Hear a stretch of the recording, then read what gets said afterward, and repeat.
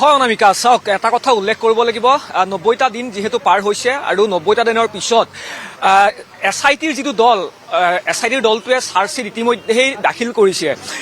এই সমগ্ৰ বিষয়টোৰ সন্দৰ্ভত এতিয়া গুৰুত্বপূৰ্ণ কথা এইটোৱে যে আজি প্ৰথম শুনানি ন্যায়ালয়ৰ ফালৰ পৰা, CJM আদালতৰ ফালৰ পৰা যিহেতু আজি ভাৰ্চুৱেলি প্ৰথম শুনানি, যিহেতু ভাষ্য গ্ৰহণ কৰা হ'ব। আৰু দেখিবলৈ পাইছে বৰ্তমান সময়ত যিহেতু আমি উপস্থিত আছোঁ CJM আদালতত, লগতে গুৰুত্বপূৰ্ণ কথা এইটোৱেই যে অনামিকা, যে সমগ্ৰ যিখন চাৰ্জশ্বিট 3500 পৃষ্ঠাজোৰা যিখন চাৰ্জশ্বিট, সেই চাৰ্জশ্বিটখনত কি ধৰণৰ যি তথ্য সন্নিৱিষ্ট কৰা হৈছে, এই বিষয়সমূহ কিন্তু বৰ্তমান সময়ত হৈ পৰিছে আটাইতকৈ গুৰুত্বপূৰ্ণ এটা বিষয়। ইতিমধ্যে যেতিয়া আমি যদি চাবলৈ যাওঁ, মুখ্যমন্ত্ৰী ডক্টৰ হিমন্ত বিশ্ব শৰ্মাই স্পষ্ট ভাষাৰে তেওঁ উল্লেখ কৰিছে যে জুবিন গাৰ্গৰ যি মৃত্যু, সেই মৃত্যু কোনো দুৰ্ঘটনা নাছিলে, সমগ্ৰ মৃত্যুৰ আঁৰত আছিলে পৰিকল্পিত এটা হত্যাকাণ্ড। ইতিমধ্যে মুখ্যমন্ত্ৰী ডক্টৰ হিমন্ত বিশ্ব শৰ্মাই উল্লেখ কৰিছে। কিন্তু সমগ্ৰ বিষয়টোক লৈ যিহেতু আজি প্ৰথম ভাৰ্চুৱেলি যিহেতু CJM আদালতে যি ভাষ্য গ্ৰহণ কৰিব, আৰু এই সমগ্ৰ বিষয়টোৰ সন্দৰ্ভত মই উল্লেখ কৰিব লাগিব যে চাৰ্জশ্বিটখন কি ধৰণে প্ৰস্তুত কৰা হৈছে। এই চাৰ্জশ্বিটখনৰ ওপৰত নিৰ্ভৰ কৰিব যে এই যি 7 অভিযুক্ত, সেয়া লগতে শ্যামকানু মহন্তই হওক, সিদ্ধাৰ্থ শৰ্মাই হওক, শেখৰজ্যোতি গোস্বামীয়ে হওক, অমৃতপ্ৰভা মহন্তই হওক বা সন্দীপন গাৰ্গে হওক, এই 7 যি অভিযুক্ত, সেই অভিযুক্তৰ কি ধৰণৰ যি শাস্তি বিহিব, এই চাৰ্জশ্বিটখনৰ ওপৰতে নিৰ্ভৰ কৰিব। চাওক, বিভিন্ন সময়ত, বিভিন্ন মাধ্যমত, বিভিন্ন মহলত বিভিন্ন অভিযোগ উত্থাপন হ'ব পাৰে, কিন্তু ন্যায়ালয়ে কিন্তু এটা কথা উল্লেখ কৰিব লাগিব, দোষীক শাস্তি প্ৰদানৰ ক্ষেত্ৰত কিন্তু সম্পূৰ্ণ যি তথ্য বিচাৰিব, তাৰ কোনো ধৰণৰ ইম'চনছ ন্যায়ালয়ে নিবিচাৰিব।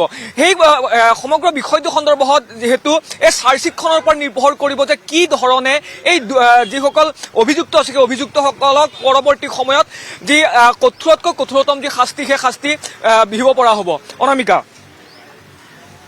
আপুনি যিহেতুকে সবিস্তাৰে খবৰ জনাইছে, আন এক কথা উল্লেখ কৰিব লাগিব যে জুবিন গাৰ্গে মোটা অংকৰ ধন পাবলগীয়া আছিল। ধনৰ বাবে জুবিন গাৰ্গক হত্যা কৰা হ'ল নে আন কিবা, এই সন্দৰ্ভত কি জনাব বিতুপন?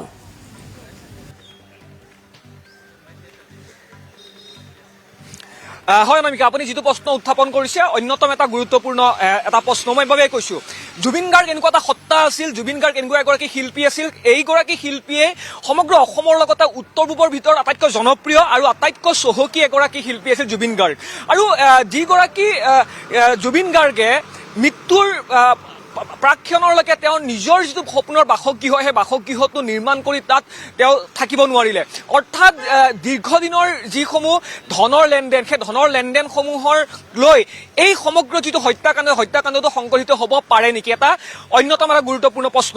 আৰু লগতে দেখিবলৈ পোৱা গৈছে যে সিদ্ধাৰ্থ শৰ্মা হওক, শেখৰজ্যোতি গোস্বামীয়েই হওক, সমগ্ৰ যি জুবিন গাৰ্গৰ নিচিনা এটা সত্তাটোক ব্যৱহাৰ কৰিয়েই, বা শ্যামকানু মহন্তই হওক, জুবিন গাৰ্গৰ নিচিনা সত্তাটোক ব্যৱহাৰ কৰিয়েই বছৰ বছৰ ধৰি কোটি টকা তেওঁলোকে ঘটিছিল। আৰু সেই কথা ইতিমধ্যে স্পষ্ট হৈছে বা পোহৰলৈ আহিছে।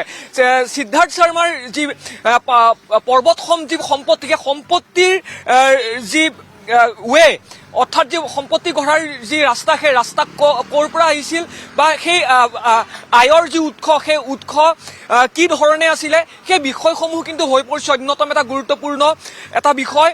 বা জুবিন গাৰ্গক যিহেতু যদিহে হত্যা কৰা হৈছে, কিন্তু এই হত্যাকাণ্ডৰ আঁৰত আপুনি কোৱাৰ নিচিনাকৈ সঁচাকৈ ধনৰ যি লেনদেন, বৃহৎ যি ধনৰ লেনদেন, সেই ধনৰ লেনদেন থকাৰো কিন্তু ইতিমধ্যেই আশংকা কৰা হৈছে। এনফৰ্চমেণ্ট ডাইৰেক্টৰৰ ফালৰ পৰাই সমগ্ৰ বিষয়টো চালি জাৰি চোৱা হৈছে। বা মই পুনৰ উল্লেখ কৰিব লাগিব যে যিখন চাৰ্জশ্বিট, সেই চাৰ্জশ্বিটখনত এইসমূহ যি বিষয়, সেই বিষয়সমূহ কি ধৰণে ষ্ট্ৰংলি তাত সন্নিৱিষ্ট আছে, সেই বিষয়সমূহ কিন্তু হৈ পৰিছে অন্যতম এটা গুৰুত্বপূৰ্ণ বিষয়। অনামিকা, আসাম টক্স, আপোচবিহীন অসম কণ্ঠ।